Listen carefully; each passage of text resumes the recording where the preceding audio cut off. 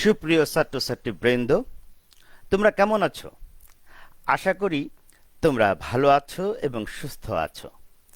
আমি Mohammad Mahbub Alam, instructor English, Khulna polytechnic institute. সুপ্রিয় শিক্ষার্থীবৃন্দ, তোমরা দেখতেই পাচ্ছ স্লাইডে আমি একটি একগুচ্ছ ফুলের ছবি দিয়েছি। এই ফুলের ছবি দিয়েছি একটি উদ্দেশ্যকে সামনে রেখে। এই সুন্দর প্রভাতে যদি একগুচ্ছ গোলাপের শুভেচ্ছা আমি তোমাদেরকে জানাই, তাহলে তোমাদের মনটা ভালো হয়ে যাবে। আর মনটা ভালো হলে তোমরা আমার ক্লাসে সুন্দরভাবে মনোযোগ দিতে পারবে। এই ক্ষীণ আশা থেকেই তোমাদেরকে গোলাপের শুভেচ্ছা জানানোর জন্য একগুচ্ছ গোলাপের ছবি দিয়েছি। আশা করি তোমরা আমার ফুলের শুভেচ্ছা নিয়েছ।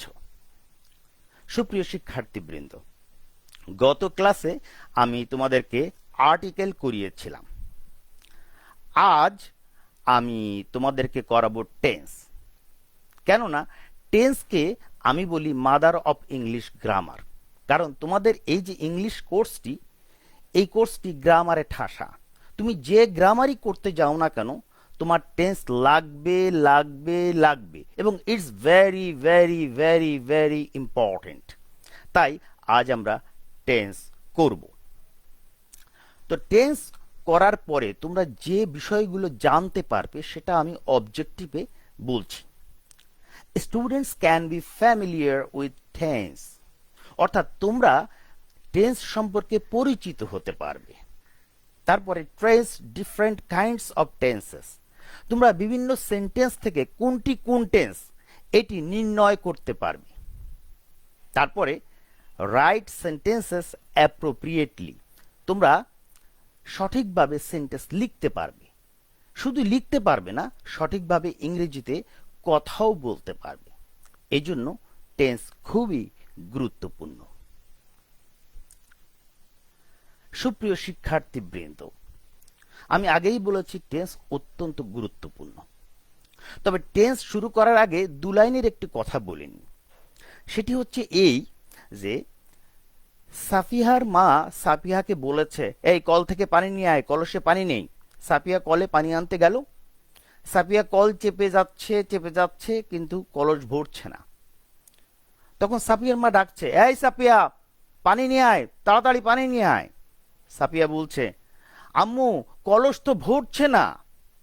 কতক্ষণ পর সাফিয়ার মা যখন কলের গোড়ায় গেল, গিয়ে দেখলো সাফিয়া কল চেপে যাচ্ছেই, কিন্তু কলসের মুখটি অন্যদিকে ঘোরানো, অর্থাৎ কলের পানিটি কলসে না পড়ে বাইরে পড়ে যাচ্ছে।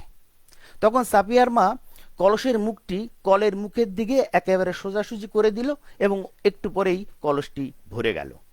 তার মানে কি? তার মানে হচ্ছে বক্তা এবং শ্রোতা এটা যদি মুখোমুখি না হয় তাহলে কলস ভরে না, তাহলে আলোচনা সার্থক হয় না।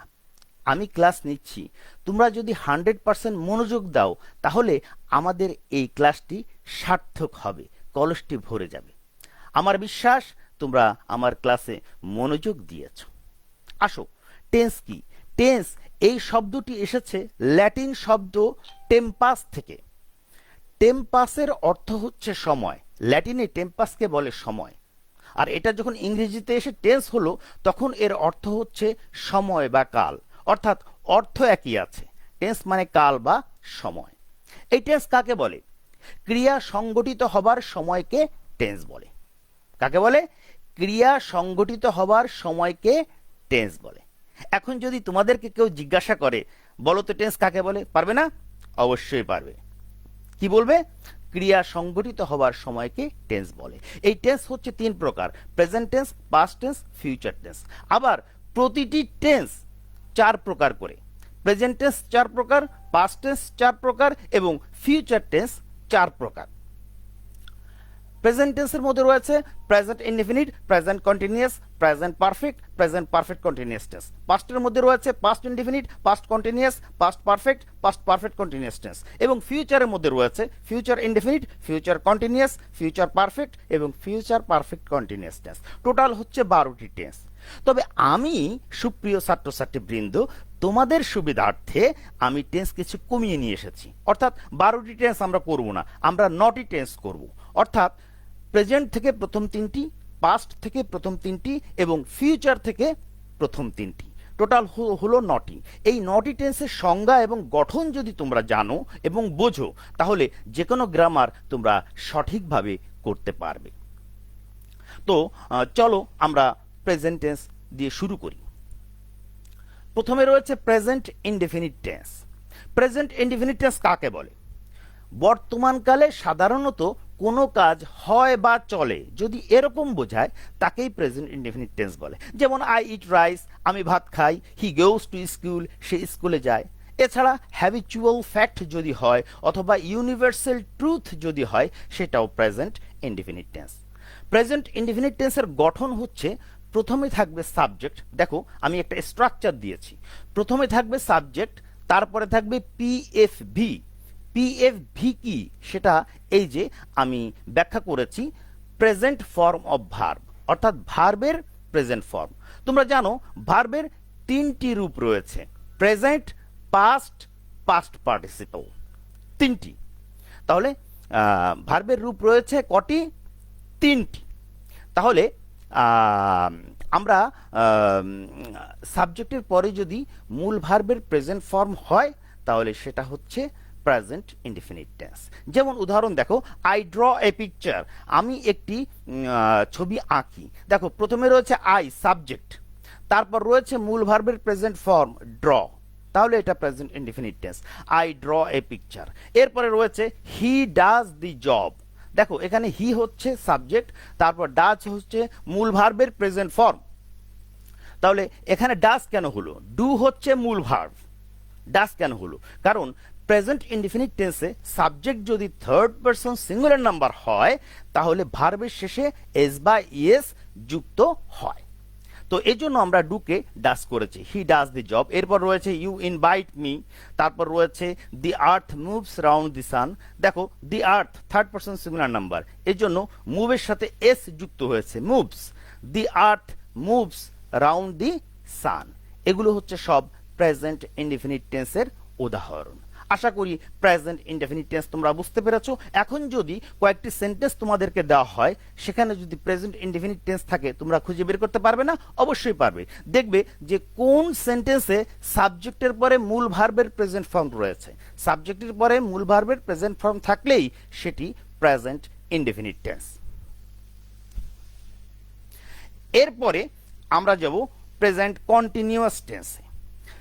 প্রেজেন্ট কন্টিনিউয়াস টেন্স কাকে বলে? বর্তমানকালে কোনো কাজ হচ্ছে বা চলছে যদি এরকম বোঝায়, তাহলে তাকে প্রেজেন্ট কন্টিনিউয়াস টেন্স বলে। যেমন এখন আমি তোমাদেরকে পড়াচ্ছি, তোমরা আমার সাথে পড়ছো, এই কাজটি চলছে, এটা হচ্ছে প্রেজেন্ট কন্টিনিউয়াস টেন্স।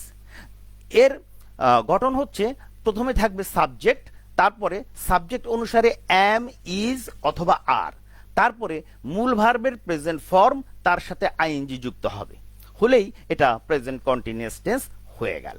যেমন উদাহরণে আমি বলছি, তোমরা দেখো, আই অ্যাম ড্রিঙ্কিং ওয়াটার। এখানে সাবজেক্ট হচ্ছে আই, তারপরে হেল্পিং ভার্ব অ্যাম বসেছে, তারপর মূল ভার্ব হচ্ছে ড্রিঙ্ক, মূল ভার্ব প্রেজেন্ট ফর্ম, এর সাথে আইএনজি যুক্ত হয়েছে, আই অ্যাম ড্রিঙ্কিং ওয়াটার হয়ে গেল প্রেজেন্ট কন্টিনিউয়াস টেন্স। একইভাবে he is doing the job, you are reading newspaper, they are working in the lab. এগুলো সব হচ্ছে প্রেজেন্ট কন্টিনিউয়াস টেন্সের উদাহরণ।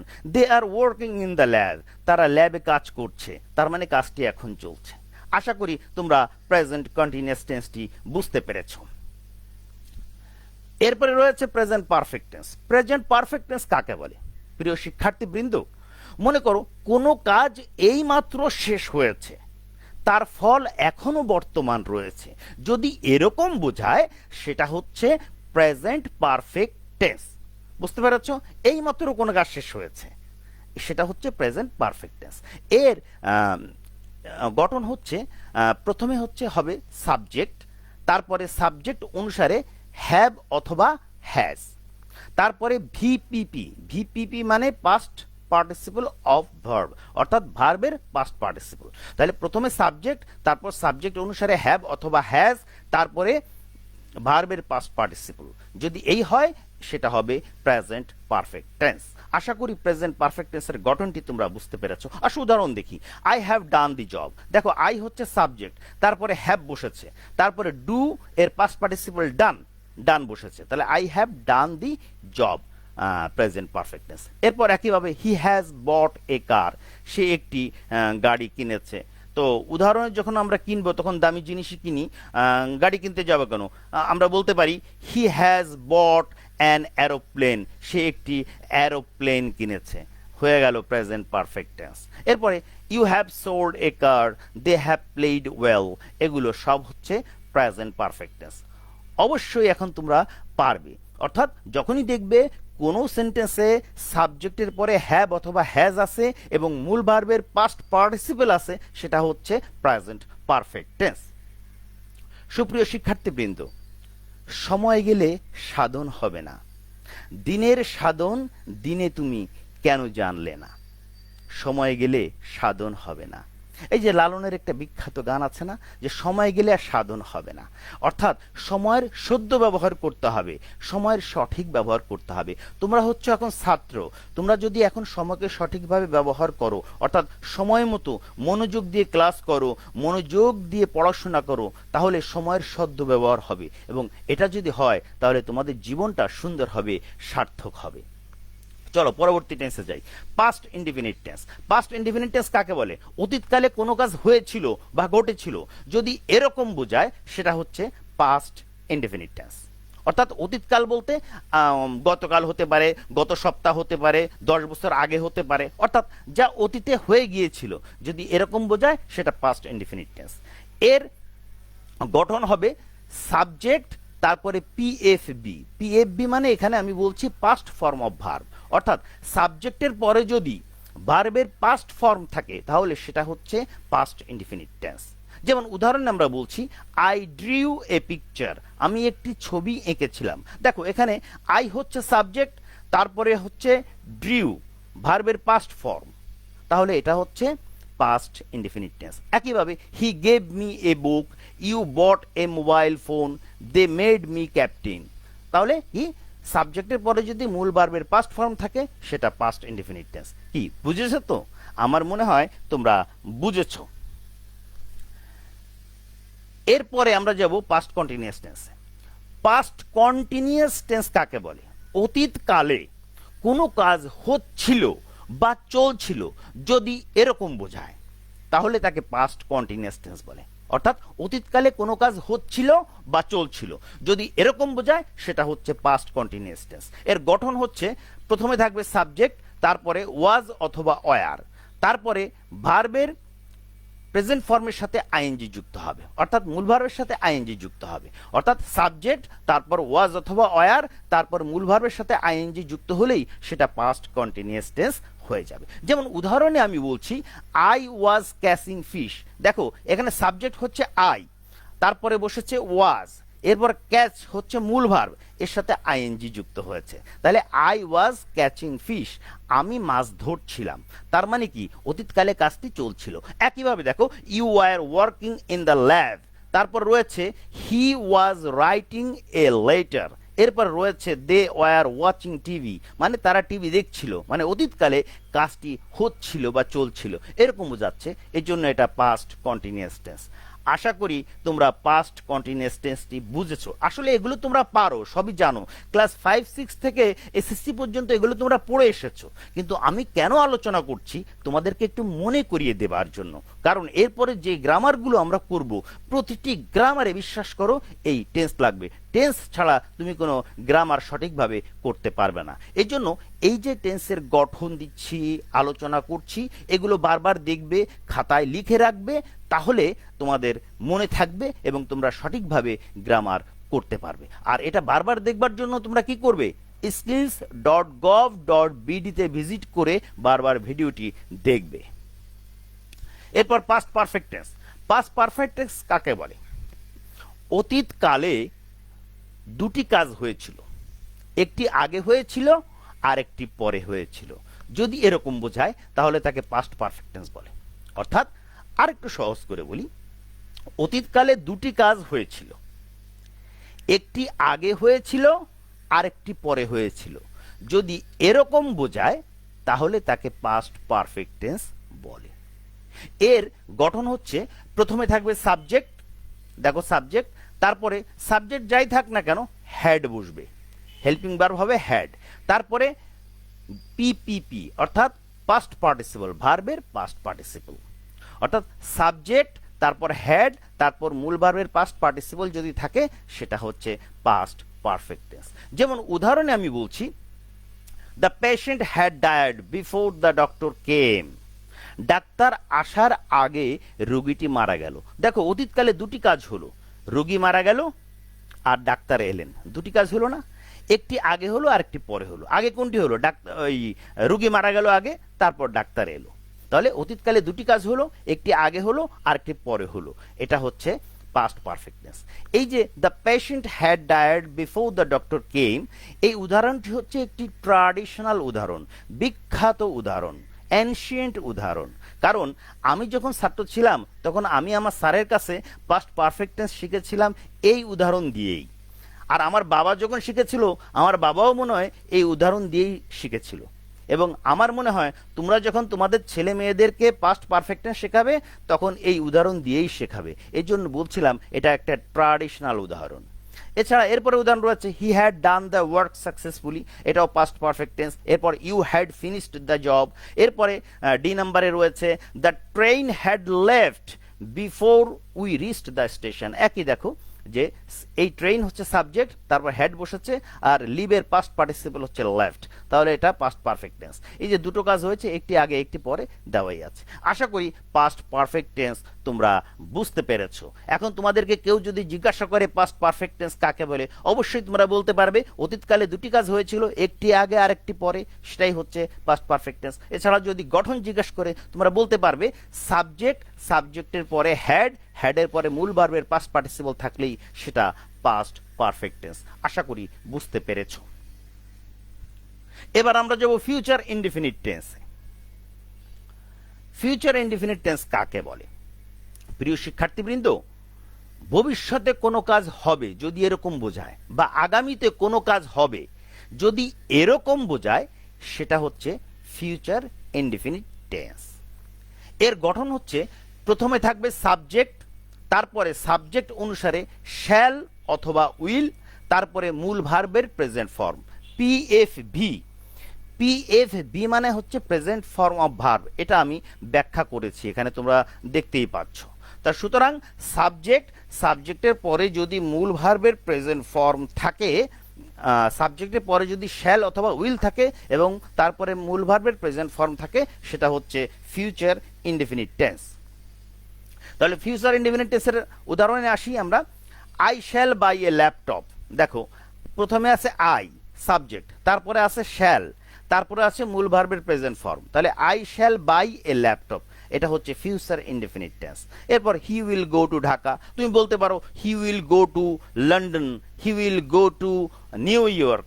যাবই যখন তখন একটু নিউ ইয়র্কেই যাই, নিউ ইয়র্কে যেতে তো টাকা খরচ হচ্ছে না, তাহলে তুমি বলতে পারো he will go to New York, হয়ে গেল। তারপরে রয়েছে you shall attend the meeting, they will help the orphans, এই যে শেষেরটা they will help the orphans. তাহলে এটা হচ্ছে ফিউচার ইনডিফিনিট টেন্সের উদাহরণ। আশা করি তোমরা বুঝতে পেরেছ।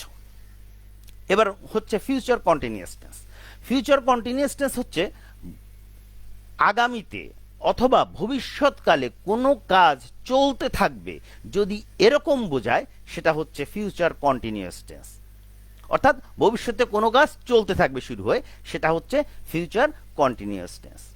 এর গঠন হচ্ছে প্রথমে বসবে সাবজেক্ট, তারপরে শ্যাল বি অথবা উইল বি, তারপর মূল ভার্বের সাথে আইএনজি যুক্ত হবে, তাহলেই সেটা ফিউচার কন্টিনিউয়াস টেন্স হয়ে গেল। উদাহরণে আমি বলছি they will be catching fish in the river, তারা নদীতে মাছ ধরতে থাকবে। দেখো প্রথমে আছে সাবজেক্ট, তারপর আছে উইল বি, তারপর ক্যাচ এর সাথে আইএনজি, ক্যাচিং, ক্যাচ হচ্ছে মূল ভার্ব, এর সাথে ING catching. They will be catching fish in the river, তারা নদীতে মাছ ধরতে থাকবে, অর্থাৎ বোঝাই যাচ্ছে ভবিষ্যতে কাজটি চলতে থাকবে। তাহলে ভবিষ্যতে কাজটি চলতে থাকবে এরকম বোঝালে সেটা ফিউচার কন্টিনিউয়াস টেন্স। এরপর রয়েছে I shall be waiting for you, আমি তোমার জন্য অপেক্ষা করতেই থাকবো। একটা চমৎকার রোমান্টিক একটা উদাহরণ এটা। দেখো I shall be waiting for you, অনেকে অনেককে বলে I shall be waiting for you. এরপরে you shall be doing the task, he will be drawing the picture, এগুলো সব হচ্ছে ফিউচার কন্টিনিউয়াস টেন্সের উদাহরণ। আমি আশা করি তোমরা আমার কথা বুঝতে পারছো এবং তোমরা ফিউচার কন্টিনিউয়াস টেন্সটিও বুঝে ফেলেছ। এরপর future perfect tense. Future perfect tense কাকে বলে? এটা খুবই সহজ একটি জিনিস, অর্থাৎ ভবিষ্যতে কোনো নির্দিষ্ট সময় কোনো কাজ সম্পূর্ণ হবে এরকম ধারণা বা অনুমান করা যদি বোঝায় তাহলে তাকে ফিউচার পারফেক্ট টেন্স বলে। এবং ফিউচার পারফেক্ট টেন্সের গঠন হচ্ছে, প্রথমে থাকবে সাবজেক্ট, তারপরে থাকবে শ্যাল হ্যাভ অথবা উইল হ্যাভ, তারপরে থাকবে মূল ভার্বের পাস্ট পার্টিসিপল পিপিভি। দেখো পিপিভি মানে পাস্ট পার্টিসিপল অফ ভার্ব। তাহলে প্রথমে কি থাকছে? সাবজেক্ট, তারপরে সাবজেক্টের পরে শ্যাল হ্যাভ অথবা উইল হ্যাভ থাকবে, তারপরে মূল ভার্বের পাস্ট পার্টিসিপল থাকবে। তাই থাকলেই এটা ফিউচার পারফেক্ট টেন্স। তাহলে ফিউচার পারফেক্ট টেন্সের উদাহরণ দেখে আসো। যেমন দেখো, I shall have done the job by 4 PM। বিকেল 4টার মধ্যে এই কাজটি হয়তো আমি করে থাকবো। এই যে একটা অনুমান বোঝাচ্ছে, বিকেল 4টার মধ্যে হয়তো কাজটা করে ফেলবো, এরকম অর্থ বোঝাতেই ফিউচার পারফেক্ট টেন্স ব্যবহৃত হয়। এরপরে রয়েছে you shall have finished the task, তারপরে he will have done the, he will have attended the meeting, এরপরে they will have voted for the candidate, তারা হয়তো এই ক্যান্ডিডেটের জন্য ভোট দিবে বা ভোট দিয়ে থাকবে। এরকম অর্থ বোঝাতে ফিউচার পারফেক্ট টেন্স ব্যবহৃত হয়। তো আমার মনে হয় তোমরা ফিউচার পারফেক্ট টেন্সটি বুঝতে পেরেছো, অবশ্যই বুঝতে পেরেছো, ডেফিনেটলি বুঝতে পেরেছো, কারণ তোমরা খুবই মনোযোগী ছাত্র এবং খুব মনোযোগ দিয়ে তোমরা আমার কথাগুলো শুনছো, তাহলে না বোঝার কোনো কারণ নেই। প্রিয় শিক্ষার্থীবৃন্দ, এতক্ষণ আমি যে টেন্সের গঠন নিয়ে আলোচনা করলাম এবং সংজ্ঞাগুলো নিয়ে আলোচনা করলাম, তার আলোকে আমি এখানে কয়েকটি সেন্টেন্স দিয়েছি। এই সেন্টেন্সগুলো তোমরা খাতায় লিখবে, লিখে কোনটি কোন টেন্স সেটি আবার পাশে লিখবে, লিখে তোমাদের সংশ্লিষ্ট টিচারকে দেখাবে। দেখবে অধিকাংশগুলোই হয়েছে। তোমরা যদি টেন্সের সংজ্ঞা আমি যা বলেছি এটা যদি বারবার শোনো এবং আমি যে স্ট্রাকচারের মাধ্যমে যে গঠনটা দিয়েছি গঠনটা যদি একটু ভালো করে বোঝো, তাহলে কিন্তু অবশ্যই অবশ্যই তোমরা এই উদাহরণগুলো করতে পারবে, এই এক্সারসাইজটি করতে পারবে। তবু আমি একটি করিয়ে দিচ্ছি কিভাবে করবে। দেখো প্রথমটি কি রয়েছে, Meena is reciting a poem. Meena একটি কবিতা আবৃত্তি করছে, বোঝাই যাচ্ছে এখন এই কাজটি চলছে। মিনা একটি কবিতা আবৃত্তি করছে, তার মানে এখন কাজটি চলছে। তাহলে এখন যদি কাজটি চলে কোন টেন্স বোঝাই যাচ্ছে। তারপর আমরা গঠন দেখি। গঠনে প্রথমে মিনা হচ্ছে সাবজেক্ট, তারপর দেখো ইজ রয়েছে, তারপরে রিসাইট হচ্ছে মূল ভার্ব, তার সাথে আইএনজি যুক্ত হয়েছে রিসাইটিং। তাহলে সাবজেক্টের পরে যদি এম অথবা ইজ অথবা আর হয় এবং মূল ভার্বের সাথে যদি আইএনজি যুক্ত হয় তাহলে কোন টেন্স হয়? Present continuous tense. এই তো হয়ে গেল। এইভাবে নির্ণয় করবে। আর টেন্স নির্ণয় করতে গেলে অবশ্যই অবশ্যই অবশ্যই ভার্বের দিকে তাকাবে। ভার্ব দেখেই বোঝা যায় আসলে এটি কোন টেন্স। তাহলে এখানে যে সেন্টেন্সগুলো আমি দিয়েছি আমি আশা করি এবং বিশ্বাস করি তোমরা এগুলো অবশ্যই খাতায় লিখবে, খাতায় লিখে তারপরে কোনটি কোন টেন্স সেটি নির্ণয় করবে। আমি প্রথমেই বলেছিলাম অবজেক্টিভে যে আমার আলোচনা শেষ হয়ে গেলে তোমরা বিভিন্ন সেন্টেন্স দেখে কোনটি কোন টেন্স সেটি বুঝতে পারবে। তো আমার মনে হয় এখন সেটি তোমরা প্র্যাকটিস করলেই বুঝতে পারবে। Practice practice and practice, practice makes a man perfect my dear students. Practice ছাড়া কিছুই হয় না। প্র্যাকটিস করলেই একজন মানুষ দক্ষ হতে পারে, স্কিলড হতে পারে। এটা তোমরা সবাই জানো, সবাই বলে থাকে, তাই আমিও তোমাদেরকে বলছি। একই ঢোল বারবার পেটাচ্ছি আর কি, যে তোমাদেরকে প্র্যাকটিস করতে হবে। একটু যদি মনোযোগ দিয়ে প্র্যাকটিস করো তাহলে এই জিনিসগুলো সুন্দরভাবে তোমরা ধরতে পারবে এবং গ্রামারগুলো সঠিকভাবে করতে পারবে। আর টেন্স এমন একটা জিনিস, এটা কিন্তু সারা জীবন কাজে লাগবে তোমার, শুধু স্টুডেন্ট লাইফে না, কর্মজীবনেও তোমার কিন্তু এই জিনিসগুলো কাজে লাগবে। তো সুপ্রিয় ছাত্রছাত্রী বৃন্দ, আমরা প্রায় শেষ পর্যায়ে চলে এসেছি, সময়ও প্রায় শেষের দিকে। তো এখানে একটি কথা বলবো যে প্র্যাকটিস করবার জন্য তোমরা অবশ্যই skills.gov.bd তে ভিজিট করবে। ভিজিট করে এই ভিডিওগুলো বারবার দেখবে। যতই দেখবে ততই শিখবে। তার মধ্যেও হয়তো অনেকে বলবে, স্যার, সম্পূর্ণ বিষয়টি আমি ভালো করিয়া বুঝিয়া ফালাইয়াছি। আবার অনেকে বলবে, স্যার, একটু একটু বুঝিয়াছি, পুরোটা বুঝিতে পারি নাই। আবার অনেকে আছে, স্যার, কি বলিলেন কিছুই বুঝিতে পারিলাম না। তো যাহারা কি বলিলেন কিছুই বুঝিতে পারিলাম না অথবা একটু একটু বুঝিয়াছি, তাহারা দয়া করিয়া বারবার skills.gov.bt তে গিয়ে এই ভিডিওটি বারবার দেখবে। তাহলেই তোমরা বুঝে ফেলতে পারবে বলে আমার বিশ্বাস। আবারও সেই পুরনো কথা বলছি, সময় গেলে সাধন হবে না। অর্থাৎ সময় থাকতে থাকতে সাধন করতে হবে, সময় থাকতে থাকতে মনোযোগ দিয়ে লেখাপড়া করতে হবে। আর একটি কথা, ঈদ চলে এসেছে, 4-5 দিন পরে হয়তো ঈদ হবে। তো এবারের ঈদ অবশ্যই তোমরা ঘরের মধ্যে করবে, ঘরের মধ্যে খাওয়া দাওয়া করবে, আনন্দ করবে, ফুর্তি করবে, বাইরে যাবার কোনো দরকার নেই। আর ঈদের নামাজ অবশ্যই স্বাস্থ্যবিধি মেনে পড়বে, আইন কানুন মেনে অবশ্যই ঈদের নামাজ পড়বে। Be careful. এছাড়া একটা ঝড়ও আসছে, সবাই সাবধান থাকবে। তো আজকে আর বেশি কথা বলবো না, আবারও তোমাদের সাথে কথা হবে, আবারও তোমাদের সাথে আলোচনা হবে পরবর্তী ক্লাসে, শিডিউল ডেটে, শিডিউল টাইমে।